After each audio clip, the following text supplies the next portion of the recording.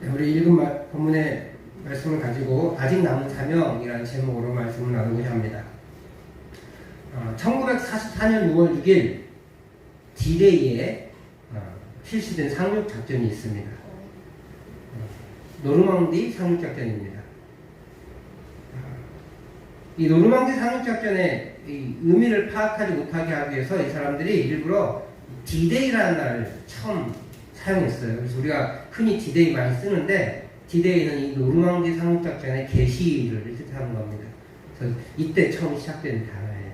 그러니까 D-Day 하니까 모르는 거죠. 이제 뭐 이렇게 정보가 독일군에 흘려가도 모르는 거예요. 어디로 갈지, 또 노르망디가 아닌 다른 곳에서 상륙할 것이다, 막 이런 소문을 막 퍼뜨리고 교란작전을 퍼뜨리면서 최종적으로 노르망디에 상륙작전을 했어요. 그래서 D-Day라는 날을 만들고 그렇게 상륙작전을 준비합니다. 이 노르망디 상륙작전은요, 2차 세계대전에서 이 프랑스의 한 해변이에요. 프랑스의 한 해변에 영국, 미국, 카나다 등 14개국의 연합국이 프랑스를 점령하고 있던 독일군을 물리치고 유럽을 다시 회복하기 위해서 벌였던 사상 최대의 상륙작전이에요. 전무후무하게 가장 큰 상륙작전이었다고 합니다. 독일도 여기를 놓치면 안 되니까 저항이 만만치 않았어요. 일단 교란작전에 의해서 어디로 들어올지 잘 몰라서 조금 우왕좌왕하기도 했습니다.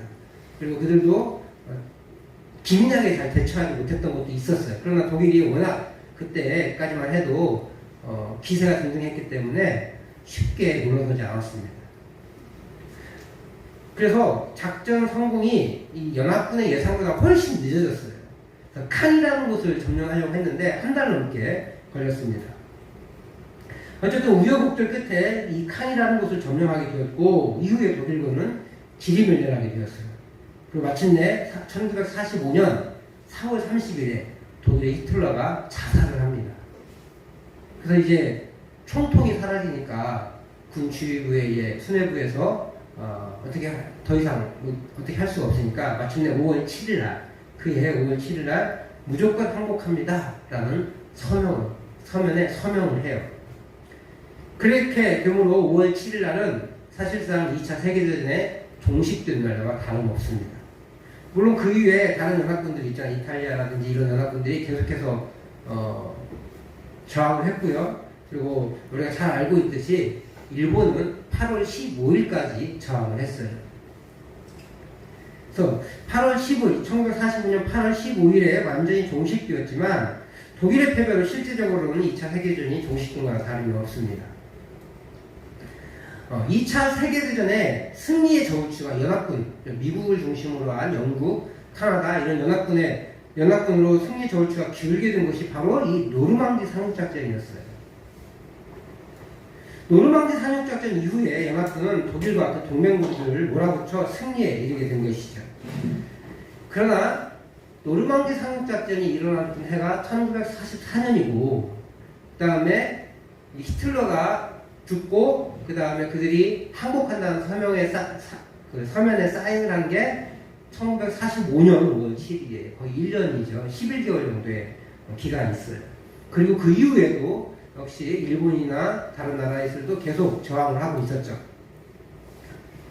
이것은 노르망디 상륙작전을 통해서 전쟁의 승기가 연합군에게 옮겨져 왔지만 여전히 잔당들과의 전투는 남아있었다는 거예요. 그런데 이 잔당들과의 전투가 뭐 쉬웠냐? 그렇지는 않아요. 상당히 거세게 저항을 했습니다. 그러니까 1년 이상 걸린 거예요. 1년 가까이 걸린 거예요. 마찬가지로 오늘 본문은요, 그런 이야기를 해주는 겁니다. 여호수아서 11장은 그 땅의 전쟁이 그쳤다라고 말합니다. 이 모든 땅을 다 점령했다고 말합니다. 그런데 오늘 성경은 아직 정복하지 못한 땅이 굉장히 많다라고 얘기하잖아요. 오늘 우리가 본문을 읽으면서 사실 잘 눈에 안 들어오셨죠. 왜냐하면 이스라엘 지역을 우리가 잘 모르니까 그 이야기를 들어봐야 잘 모릅니다. 저도 다른 지도를 찾아봐야 알 수 있어요. 한마디로 표현하면 꽤 많은 지역이 점령을 못했다라는 것이. 뭐 성경이 참 이상하지 않습니까? 11장에서는 온 땅을 점령하였다. 그래서 전쟁이 그쳤다라고 말하는데 불과 12장에서는 그들이 점령한 땅 왕들 성들을 얘기해 주거든요. 그런 다음에 13장에서 이제 땅 분배를 시작하면서 뭐라고 하냐면 땅이 많이 남았다 그러는 거예요. 웃기잖아요. 한번 보실까요? 우리 11장 23절 말씀이에요. 11장 23절 말씀 시작. 그 온 땅을 점령하여 이스라엘 지파의 구분에 따라 기업으로 주매 그 땅에 전쟁이 그쳤다. 이미 기업으로 줬다고 표현까지 하면서 땅에 전쟁이 그쳤다고 표현해요. 그런데 13장 1절 시작. 여호와께서 그에게 이르시되 너는 나이가 많이 늙었고 얻을 땅이 매우 많이 남아요. 지금 하나님이 말씀하시는 건데 매우 많이 남아있대요. 같은 성경 여호수아 안에서 그것도 전쟁을 마쳤다는 보고 8월 주에 아직 얻을 땅이 있다고 말하는데 앞뒤가 안 맞는 것 같아요. 사진을 보면 좀 더 명확히 알 수 있어요. 정복한 영역의 사진을 한번 보겠습니다. 이스라엘이 얼마만큼을 정복했는지 이 사진을 보면은 이렇게 전체 사진에서 요 부분 있잖아요. 이렇게 초록색으로 된 부분이 이렇게 요 부분만 점령했어요. 근데 이쪽은 동쪽이잖아요. 이건 동쪽. 그러니까 누가 점령했어요? 오색도 점령한 거예요. 이쪽 동쪽은. 그러니까 사실 여호수아가 점령한 땅은 요만큼인 거예요. 요만큼. 요것도 이렇게 돌아가지고 이렇게. 여기가 갈릴리 바다, 여기가 사해 바다. 여기가 좀 중요한. 여기가 그때 메론 물가였는데 혹시 기억나세요? 메론 물가에서 싸웠던 거. 그러니까 메론 물가 아래쪽은 조금 남아있는 거죠. 이렇게. 그러니까 별로 점령이 많지 않아요. 그런데 하나님이 약속하신 땅을 얼마만큼인지 한번 볼게요. 다음 장을 넘기시면 하나님이 점령하신 땅 요만큼인데 지금 딱 보면은 뭐 별거 차이 없는 것 같잖아요. 근데 보시면 여기가 갈릴리예요. 갈릴리 위에 한참 올라가죠. 여기가 메롬이고요. 보이지도 않아 메롬. 여기가 사해바다. 사해바다 아래쪽으로 이렇게 크죠. 여기가 애굽 시내라는 뜻이에요. 애굽 시내. 요 애굽 시내는 그 여름에는 물이 안 흘러요. 여름에는 그래서 여기 지중해는 비가 안 오거든요. 그래서 30도 넘어서면서 30도는 넘지만 건조해서 휴양지로 아주 좋아요. 살기도 좋고 보기도 좋고. 겨울에 비가 오거든요. 겨울에 비가 오면 여기가 물이 흐르거든요. 그래서 애굽 시내 혹은 애굽강 이렇게 표현하는데 가나안과 애굽의 경계선이 돼요. 뭐 이따가 얘기 나올 텐데 그 경계선이라는 거 기억하시고 요 땅부터 쫙 위에까지 여기가 위에 어디냐면 유브라데강이에요. 유브라데강. 우리가 유프라테스, 티그리스 뭐 이런 말 들어봤죠? 그 유브라데 강가에 하나님 이렇게 많은 땅을 주시겠다 약속했는데 이스라엘은 요만큼 점령한 거예요. 요만큼. 반도 안 되죠. 그죠? 반도 안 돼요. 근데 주님이 다 점령했다고 얘기하는 거예요. 약속하신 땅의 것에 비해서 절반도 차지하지 못했는데 전쟁이 그쳤어요. 그리고 하나님은 선언하기를 다 점령했다라고 표현하시는 거예요. 그게 11장 말씀이고 오늘 13장에서 뭐라고 표현하고 있어요? 1절에서 네가 늙어서 누가요? 여호수아가 늙어요. 이거는 은퇴식이에요. 은퇴식. 여호수아가 이제 전쟁을 수행했지만 80이 넘은 나이에 전쟁을 수행하잖아요. 어떤 학자들이 계산해 보니까 한 90세에 전쟁을 치른 것 같아요. 95세 정도에. 95세, 96세 전쟁을 시작해서 16년이 지났으니까 100세 가까이 됐잖아요. 100세 넘었잖아요. 그랬을 것이라고 추천을 합니다. 정확한 나이는 몰라요. 근데 꽤 많은 나이에 들었어요. 그래서 전쟁을 수행할 나이가 넘었기 때문에 은퇴해라 그런 의미인 것 같아요. 그러나 무엇보다 여기서 중요한 것이 있어요.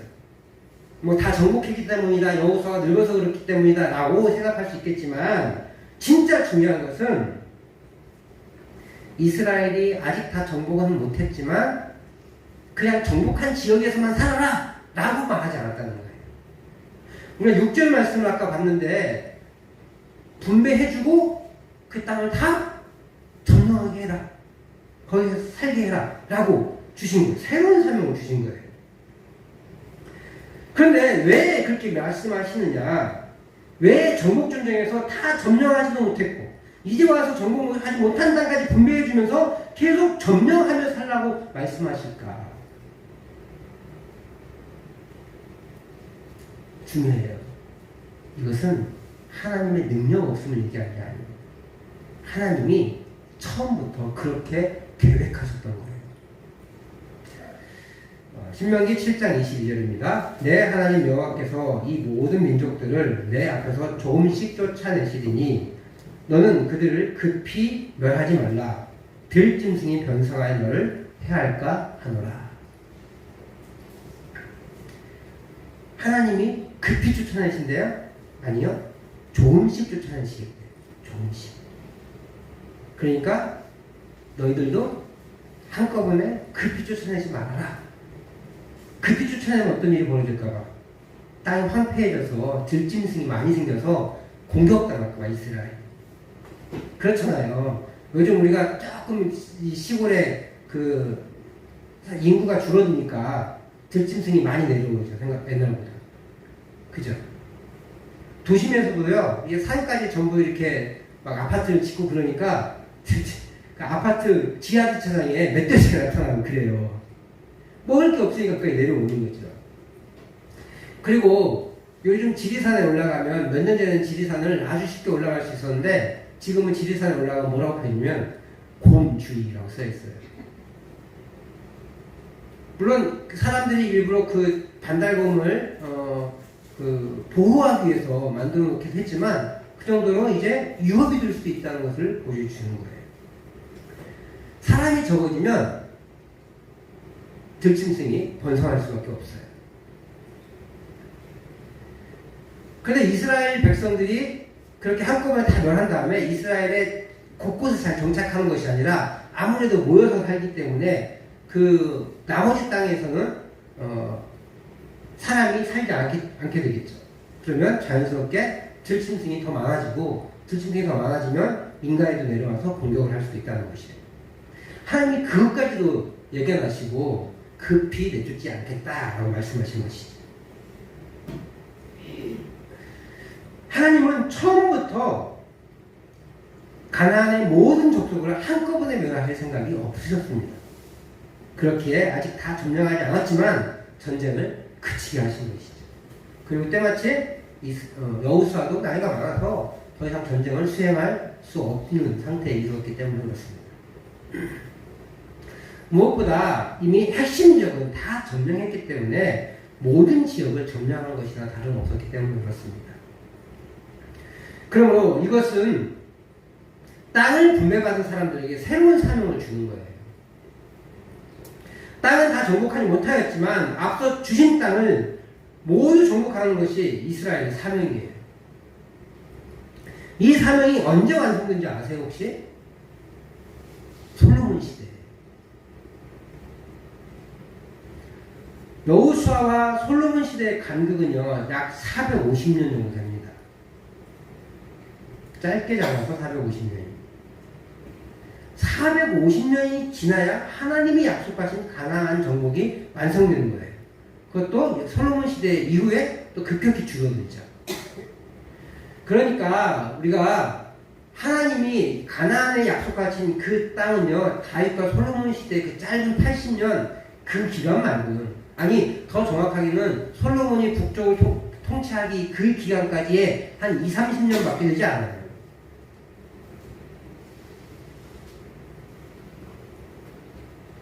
역대하 9장 26절을 같이 한번 읽어볼게요. 역대하 9장 26절 시작. 솔로몬이 유브라데 강에서부터 블레셋 땅과 애굽 지경까지의 모든 왕을 다스렸으며, 세 가지가 나오죠. 유브라데 강, 블레셋, 애굽. 애굽 지경은 애굽 국경이라는 뜻이고, 애굽 국경은 아까 말씀드렸던 그 애굽 시내 혹은 애굽 강까지 이 얘기예요. 그리고 블레셋 땅은 이스라엘의 서쪽이에요. 그 철기 문화가 있었기 때문에 늘 눈엣가시였어요. 다윗도 굉장히 어려워 있었고 다윗 시대에 점령하기 시작해서 솔로몬 시대에 점령한 거예요. 그리고 북쪽에 유브라데 강. 유브라데 강은 하나님이 약속하셨던 그 땅이에요. 한번 지도를 한번 보시죠. 네, 지도를 보면 여기 보시면 요게 다윗이 했던 곳이에요. 그래서 이 사해 밑에까지 내려왔죠. 꽤 밑에까지 내려온 거예요. 블레셋은 아직 점령하지 못했던 지역입니다. 점령 다 못했고요. 그리고 나서 이제 솔로몬이 이렇게 유브라데스 강 보이죠? 여기까지 솔로몬 통치 영역으로 확대시킨 거예요. 저렇게 길쭉하게, 모양은 조금 달라지긴 했지만 저렇게 길쭉하게 솔로몬 시대에 가서야 비로소 하나님이 약속하신 땅 거의 대부분을 차지하게 된 거예요. 이렇게 하나님이 이스라엘에게 가나안을 주시겠다는 약속의 성취가 이루어졌어요. 그렇다면 지난 450년간은 약속이 성취되지 못했다는 거예요. 그래서 우리가 그 여호수아 다음에 뭐예요? 사사기가 나오죠. 그리고 사사기의 별책부록으로 룻기가 나옵니다. 룻기는 사사기 안에 들어있다고 보면 돼요. 사사기 다음에 사무엘상하, 열왕기상하가 이어지잖아요. 사무엘상하가 다윗 통치기를 얘기하고 열왕기상이 솔로몬 통치기를 얘기하고 그 다음에 이제 분열왕국 이야기가 계속해서 진행이 되어지죠. 사사기 시대, 그 시대가 350년이고 그 다음에 사울, 그다음에 다윗, 이 시기를 거쳐서 솔로몬 시기에 저 왕국이 형성된 거예요. 이 사사기는 사실은 그러니까 실패의 이야기를 보여주는 거예요. 하나님이 하나님 나라를 가나안에 실현시키시고 그런 다음에 각자에게 임무를 주셨죠. 어떤 임무요? 각각의 지역에 분배받은 땅에 가서 그곳에서 하나님 나라를 실현해놔라 라고 했는데 이스라엘이 그것을 완벽하게 시행하는 것 같아요. 때로는 완전히 몰아내야 되는데 몰아내지 않고 처음에는 몰아내지 못할 수도 있었어요. 힘이 없으니까. 근데 나중에 힘이 세는데도 힘이 있는데도 불구하고 몰아내지 않고 그들과 더불어 살아요. 왜요? 편하거든요. 그들 종으로 부리면 살면 편하거든요. 그런데 놀라운 것은 그렇게 종으로 부리지만 그들을 여호와의 종교를 끌어들이지 못하고 그들의 문화를 이스라엘이 따라하는 거예요. 그게 문제인 거죠. 그렇게 타협하면서 살다가 450년 동안 하나님이 주시겠다고 약속하신 그 가나안 땅을 완벽하게 점령하지 못한 거예요. 그렇다면 이 여호수아 11장은 무슨 의미인가? 이 11장은 노르망디 상륙작전을 통해서 칸을 점령한 사건과 같다라고 볼 수 있어요. 가나안을 완전히 멸망시킨 것은 아니지만 결정적인 승리를 가져온 것이죠. 그래서 고대는 평야가 중요한 게 아니라 산을 점령하는 게 중요해요. 산에 먹을 것이 많아서가 아니라 산에서 싸워야 이길 수 있기 때문에 적의 공격을 막을 수 있기 때문에 산에다가 집을 짓는 거예요. 그래서 산성들이 발달하잖아요. 그래서 산을 점령하는 게 중요해요. 그리고 더더군다나 이스라엘은 목축이 더 발달한 민족이잖아요. 그러니까 산이 더 중요해요. 산을 점령했다는 것은 얼마든지 그 군사 평야에 가서 그 경제 활동을 할 수 있다는 뜻이에요. 농사를 지을 수도 있고 그리고 적의 공격을 막아낼 수도 있다는 뜻이에요. 다시 정복한 사진의 영역을 보면 사실은 이게 산지예요, 산지. 이쪽으로 이제 길이 쭉 형성되어 있거든요. 이렇게 이쪽으로 이렇게 길이 형성되어 있는데 그게 이제 이스라엘에서 굉장히 중요한 길이에요. 족장길이라고 굉장히 중요한 길이에요. 이스라엘에 3개가 길이 있는데 이쪽으로 가는 해변길, 여기도 이제 길이 평평하고 좋겠죠. 그 다음에 이쪽으로 가는 족장길, 이게 이제 이스라엘 주로 통로예요. 그 다음에 사해바다 옆으로 올라가는 왕의대로라고 따로 있어요. 왕의대로. 그 왕의대로가 굉장히 이제 무역의 중심이 된 각 길이에요. 3개의 길이 있는데 다 해변길 말고는 산으로 되어 있어요. 산으로. 주요 도로를 점령한 거예요. 그러면서 각각의 주요 도시가 거기에 형성됐겠죠? 그 주요 도시들을 점령해 나간 거죠. 그래서 여호수아의 사명은 완성된 겁니다. 이제 여호수아의 사명이 각 지파에게로 돌아가요. 이제 땅을 분배받은 지파에게 임무가 맡겨진 거예요. 다음 슬라이드를 보시면 땅 분배 영역이 나오는데요. 보시면 이렇게 여기는 이제 요한 동쪽은 누가 줬어요? 모세가 이미 점령한 곳에 줬죠. 그 다음에 이쪽 9지역을 이렇게 점령했는데 9지역 반이죠. 그러니까 10지역에게 이렇게 점령 지역을 이렇게 주는 거예요. 이 시므온은 사실 유다 지파의 안에 있어요. 나중에 시므온은 온데간데 없이 사라져요. 타협하고 유다의 그 일에 기여해서 믿음으로 활동하지 못하니까 이 시므온 나중에 사라져버립니다. 단지파는 나중에 북쪽으로 도망가기도 하고 그래요. 자신의 영역들을 이렇게 분배받았는데 이 지역에서 각자의 지역에서 보세요. 여기가 블레셋 지역이거든요. 유다 땅으로 편입이 돼 있어요. 근데 이게 언제쯤 이루어지냐면 다윗 시대에 넘어서 일어나거든요. 그러니까 이 땅 이만큼 주면서 니네가 여기는 점령해가면서 살아 라는 뜻이에요. 시므온도 이쪽 밑에는 너희가 점령하면서 살아 라고 얘기해요. 여기 므낫세 여기는 거의 뭐 비었잖아요. 아까 여기도 너희가 점령해가면서 살아 라고 이렇게 미션을 준 거예요. 미션 사명을 준 거죠. 이 가운데 지역만 이 가운데 이 족장지를 중심으로 이 가운데 지역만 중요 도시를 거점에 점령한 다음에 나머지는 각 지파에서 힘을 다해서 해라 라고 얘기해요. 우리가 이제 앞으로 이제 13장 이후에 땅 분배에 대한 이야기들 다 다루지 못하고 우리가 읽기엔 별 의미가 없으니까 중요 에피소드를 몇 개 다룰 텐데요. 땅 더 주세요. 아 이거 너무 억울해요. 막 이런 일들이 벌어집니다. 아 우리가 저걸 어떻게 해요? 막 이렇게 항변하기도 합니다. 근데 하나님은 가나안 땅을 점령하면서 가나안 땅을 한꺼번에 다 점령하면 황폐해질까 봐. 그러면서 동시에 사명을 준 거예요. 이 땅에, 이 가나안 땅에 하나님 나라를 하나님께서 실현시켜 놓으시고 이제 그 땅을 너희들이 완성해 나가라 라고 말씀하신 것이죠. 자신이 살 지역에서 이미 점령한 지역을 정착하면서 아직 점령하지 못한 지역을 점령하게 하는 거예요. 이제 이거예요. 이전까지는 여호수아를 중심으로 전면적인 전목 전쟁이 일어났었어요. 그죠? 그런 다음에 이제 각 지파별로 개인적인 전투가 일어나는 거예요.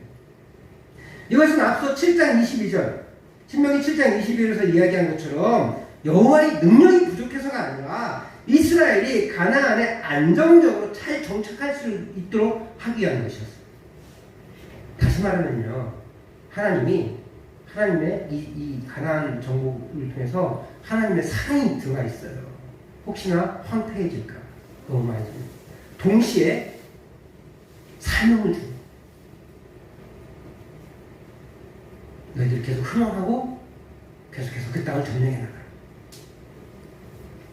사랑하는 성도 여러분, 하나님은요 가나안 정복을 통해서 하나님의 나라가 가나안 땅에 세워지기를 원하셨습니다. 그리고 여호수아를 통해서 전면적인 정복 전쟁을 했어요. 그리고 그것을 통해서 그들이 살 주요 지역을 점령했어요. 노르망디 상륙작전을 완성한 거예요. 이제 세워놓은 그렇게 하나님 나라를 그곳에 이렇게 거점을 세워놓은 후에 각 지파에게 이제 나머지 사명들을 완성해 나가라 라고 말씀하신 것이죠. 놀랍게 있잖아요. 우리의 구원도 마찬가지. 하나님은 예수 그리스도의 십자가의 죽음과 부활을 통해서 우리의 구원을 이루셨습니다. 하지만 우리 각자에게 삶이라는 사명을 주셨어요. 저는 한때 삶이 너무 우리 권사님들에 비해서 우리 성도님들에 비해서 뭐 이렇게 어려운 삶을 살진 않았지만 삶이 너무 힘들더라고요. 죄악된 본성으로 달려가는 내 모습들이 너무 싫더라고요. 그래서 제가 맨날 이런 기도를 했어요. 하나님 차라리 이렇게 못 살게 할 거면 하나님 뜻대로 못 살게 할 거면 차라리 바로 데려가시지 왜 이렇게 나를 살게 하셔가지고 이렇게 나를 괴롭히시니까 그랬어요. 젊은 나이에.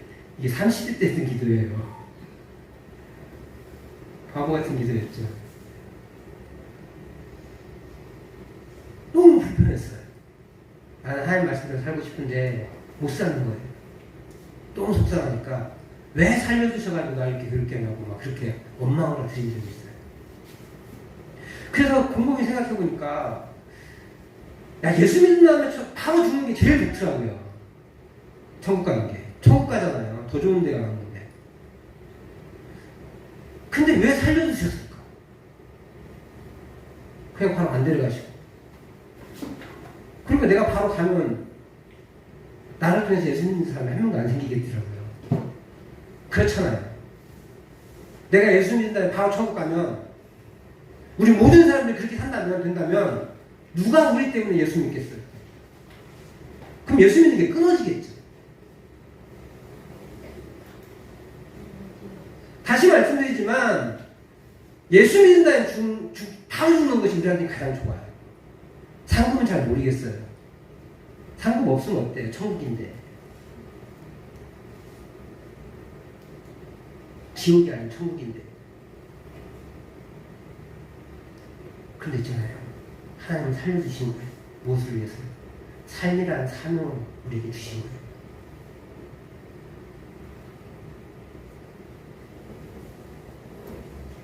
지금 우리는 예수님이 이루어 놓으신 구원에 정착하여 살고 있습니다.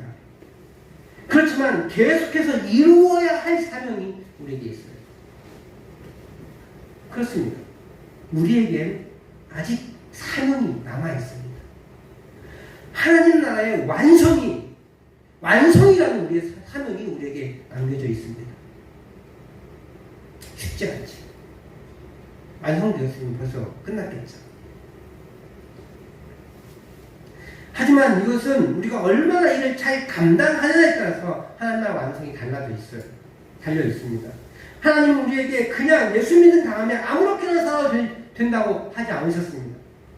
아직 가나안 족속이 살아서 이스라엘 백성을 위협하듯이 사탄의 권세가 여전히 우리를 위협합니다. 그렇지만 힘을 내서 그 사명을 완수해야 한다는 것입니다.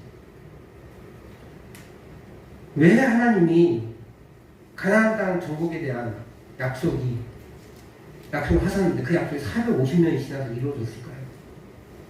그것도 길지 않게 20년밖에 되지 않습니다. 솔로몬의 통치기간이 40년인데 시작하자마자 그거 하지 않았고요. 그러니까 기껏해야 40년, 20년밖에 되지 않아요. 그 하나님 주신 약속의 땅을 다 통치했던 것이 다스렸던 게 20년밖에 되지 않아요. 이 땅 분배 사진을 보시면 보세요. 여기가 갈릴리인데 갈릴리 바로 위에까지밖에 땅 분배도 되지 않았잖아요. 그러니까 그 위에는 엄두도 못 내고 있는 거예요, 사실은. 이스라엘에게 남은 사명이 있었어요. 남은 싸움이 있었어요. 그 싸움을 어떻게 감당하느냐의 여부에 따라 달라진 거예요. 아까도 얘기했지만 사사시대는 그것을 실패했어요. 그래서 완성의 시간이 오래 걸린 것이죠. 그리고 솔로몬 이후에 또 실패했어요. 그러니까 그게 급격히 무너진 거예요. 우리도 예수님의 십자가를 통해 승리했지만 아직 남은 싸움이 있습니다. 노르망디 상륙작전은 이것을 명확하게 보여주는 거예요. 상륙작전은 성공했지만 그 상륙작전은 쉽지 않았다고 했어요.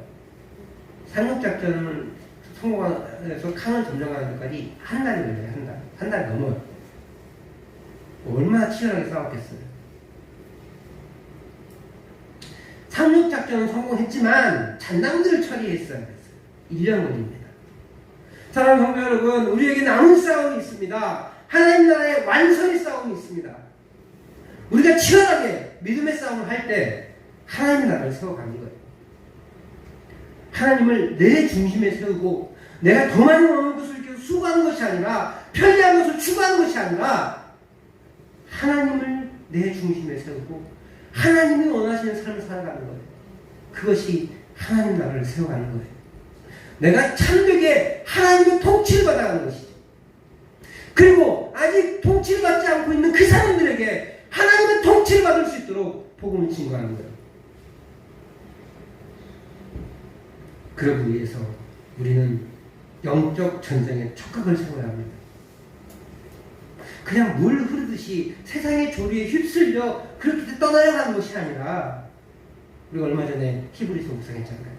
그렇게 휩쓸려 떠내려가는 것이 아니라 우리의 삶에서 하나님의 나라를 세워가는 것이 무엇인지 파악해야 돼요. 그래서 내 삶에서 하나님의 나라를 세워가는 것이 무엇일까 고민해야 됩니다. 묵상을 통해서 그런 고민들이 필요해요. 그리고 그 파악한 것을 통해서 집중하는 것이 필요합니다. 우리에게 아직 남은 사명이 있습니다. 하나님이 이루신 그 사명을 완수하는 것이 우리의 사명입니다.